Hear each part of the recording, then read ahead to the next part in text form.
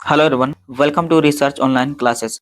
आज से हम एक सेशन स्टार्ट कर रहे हैं जिसमें हम महेश कुमार बर्नवाल का एनसीईआरटी सार संग्रह के रसायन विज्ञान के सभी चैप्टर का सिस्टमेटिक तरीके से डिस्कशन करेंगे, जिसमें आज हम अध्याय 1 रसायन विज्ञान एक परिचय का अध्ययन करेंगे।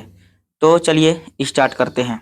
इसमें रसायन विज्ञान एक परिचय, इसमें आ जाएगा रसायन विज्ञान के बारे में, रसायन विज्ञान की प्रमुख शाखाएं के बारे में, रसायन विज्ञान का महत्व एवं विस्तार और कुछ महत्वपूर्ण प्रश्न को भी हम देखेंगे। और अगला चैप्टर हम अगले वीडियो में देखेंगे, द्रव एवं इसकी अवस्थाएं। तो चलिए पहला अध्याय रसायन विज्ञान एक परिचय, इसका विषय विस्तार देख लेते हैं।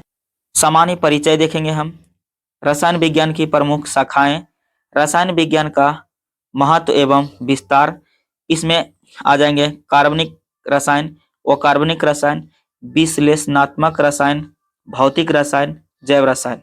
फिर इसमें देखेंगे भोजन, स्वास्थ्य, पर्यावरण संरक्षण, सुख सुविधा एवं विलासिता, सुरक्षा एवं युद्ध इत्यादि इतने सारे टॉपिक को हम आज कवर करेंगे। तो पहला पॉइंट देखते हैं, रसायन विज्ञान। रसायन विज्ञान क्या है?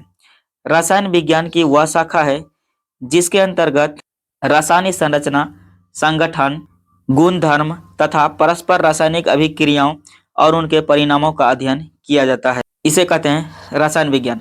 यानी कि रसायन विज्ञान में हम सब संरचना, संगठन, गुणधर्म, परस्पर रासायनिक अभिक्रियाओं और उसके परिणामों का अध्ययन इसके अंतर्गत करते हैं।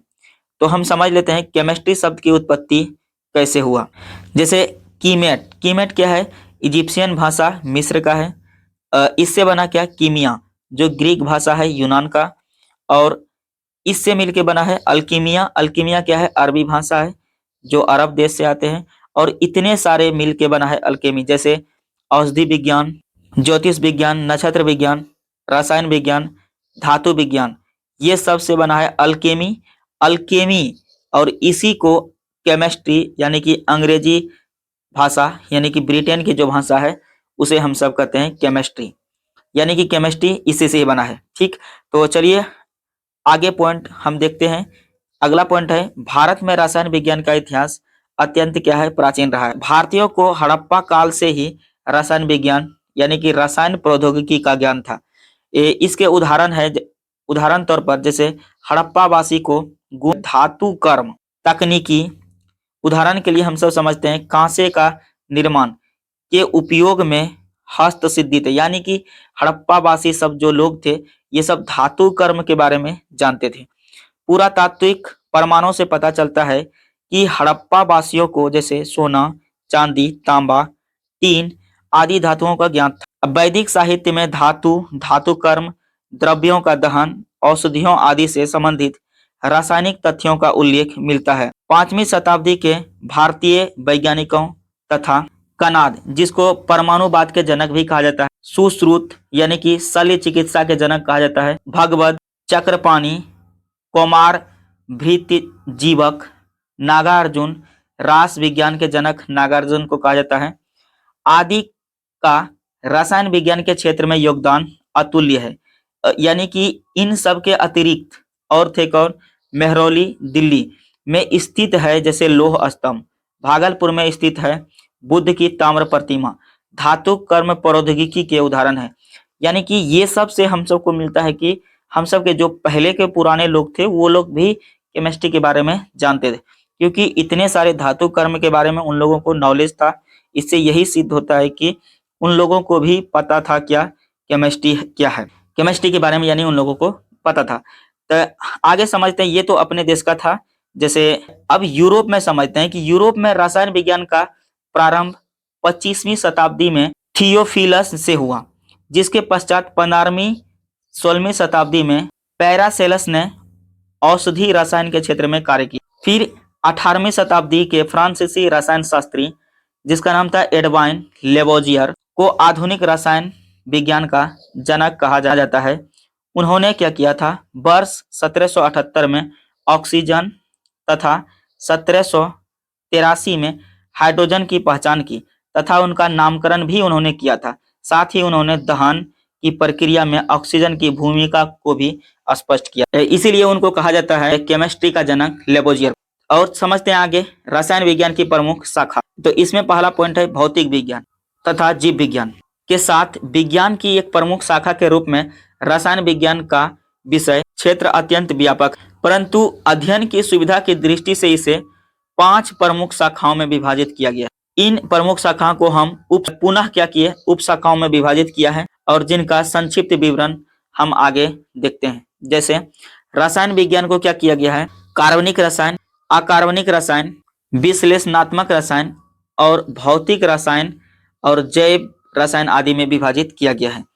तो इसमें कार्बनिक रसायन में हम पढ़ेंगे औषधि रसायन, बहुलक रसायन, विन्यास रसायन, भौतिक रसायन, भौतिक कार्बनिक रसायन, कार्बनिक धात्विक रसायन। और अकार्बनिक रसायन में हम देखेंगे जैव रसायन, अकार्बनिक रसायन, भू रसायन, नाभिकीय रसायन, पदार्थ रसायन और संश्लिष्ट कार्बनिक रसायन। और विश्लेषणात्मक रसायन में हम देखेंगे फोरेंसिक रसायन, पर्यावरणीय रसायन, जैव विश्लेषणात्मक रसायन। और भौतिक रसायन में हम देखेंगे प्रकाश रसायन, रसायन गतिकी, विद्युत रसायन, तापीय रसायन, क्वांटम केमिस्ट्री, स्पेक्ट्रोस्कोपी। और जैव रसायन में हम देखेंगे आणविक रसायन, आणविक जैव रसायन, रोग विषयक जैव रसायन, एंजाइमोलॉजी, कृषि जैव रसायन, आनुवांशिक आदि। तो चलिए पहला है कार्बनिक रसायन। कार्बनिक रसायन के अंतर्गत यानी कि कार्बनिक रसायन क्या है, इसके अंतर्गत हम कार्बन एवं हाइड्रोजन, ये देखना है कार्बन एवं हाइड्रोजन से युक्त रासायनिक यौगिकों अथवा उनकी एक दूसरे से अथवा अन्य तत्वों से अभिक्रिया का अध्ययन किया जाता है। इसमें आ जाएगा ईंधन, प्लास्टिक, अधयोजक, प्रकाश संश्लेषण प्रक्रिया आदि। दूसरा है अकार्बनिक रसायन। इसके अंतर्गत सभी अकार्बनिक एवं गैर हाइड्रोकार्बनिक यौगिकों तथा निर्जीव पदार्थों का अध्ययन किया जाता है। इसमें आ जाएगा धातुएं, खनिज, शैल, रेडियो सक्रिय तत्व इत्यादि। विश्लेषणात्मक रसायन, इसके अंतर्गत किसी पदार्थ में रासायनिक संगठनों की मात्रात्मक एवं गुणात्मक जांच की जाती है। जैसे किसी खिलाड़ी के मूत्र के नमूने में ड्रग्स की जांच करना, जल के पीएच का स्तर का पता लगाना, इसके अंतर्गत किया जाएगा विश्लेषणात्मक रसायन के अंतर्गत। अगला है भौतिक रसायन। इसके अंतर्गत अणुओं के भौतिक गुणों तथा भौतिक संरचना पर उनकी रासायनिक संरचना के प्रभावों का अध्ययन किया जाता है।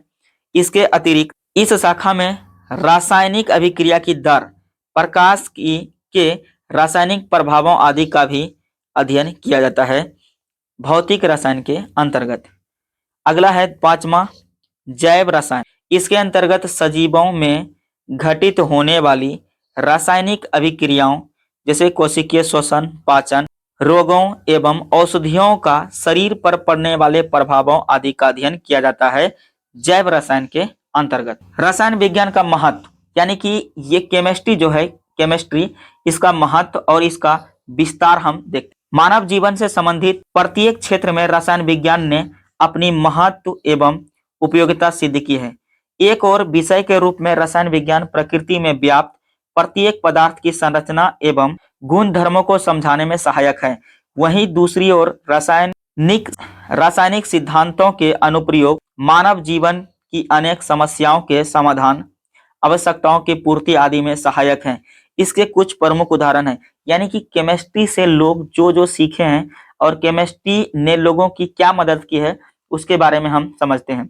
जैसे भोजन के बारे में समझते हैं। भोजन में आ जाएगा रासायनिक उर्वरक ने खाद्यान्न, फसल, सब्जी एवं अन्य फसलों के उत्पादन में वृद्धि की है तथा कीटनाशकों के माध्यम से फसल सुरक्षा सुनिश्चित की गई और इस प्रकार विश्व की विशाल जनसंख्या खाद्य आवश्यकताओं की पूर्ति संभव हो सकी। दूसरा केमिस्ट्री का क्या योगदान था, महत्वपूर्ण था खाद्य संरक्षण। जैसे खाना को कैसे लंबे समय तक रख सकें कि खोज से डिब्बा बंद यानी कि खाद्य पदार्थों को दीर्घकाल तक ताजा एवं सुरक्षित रखना संभव हो सका। ये सब केमिस्ट्री के ही मदद से हुए हैं। आगे समझते हैं स्वास्थ्य यानी कि हेल्थ के बारे में। रसायन विज्ञान ने औषधि रसायन के माध्यम से विभिन्न औषधियों का निर्माण कर चिकित्सा सुविधाओं की उपलब्धता सुनिश्चित करने में सहायता प्रदान की है। अगला समझते हैं, जैसे अच्छा इसके बारे में देख लेते हैं, जैसे पीड़क नाशक, प्रतिजैविक, विसंक्रमक, निश्चेतक, जीवन रक्षक औषधियां आदि, ये भी सभी केमिस्ट्री के ही महत्व हैं।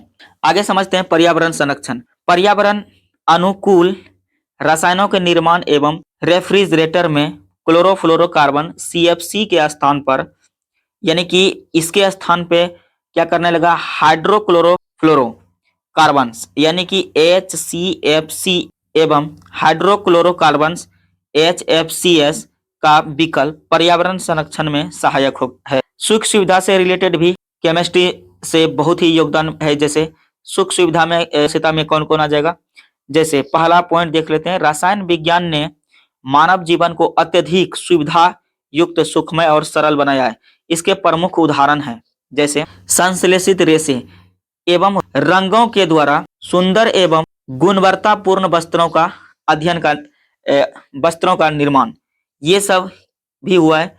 धातु कर्म में धातु कर्म से औद्योगिक विकास, अपमार्जक वसाओं जैसे फैट्स, कागज, चीनी, सौंदर्य प्रसाधन, इत्र आदि का निर्माण भी हुआ है केमिस्ट्री के ही मदद से।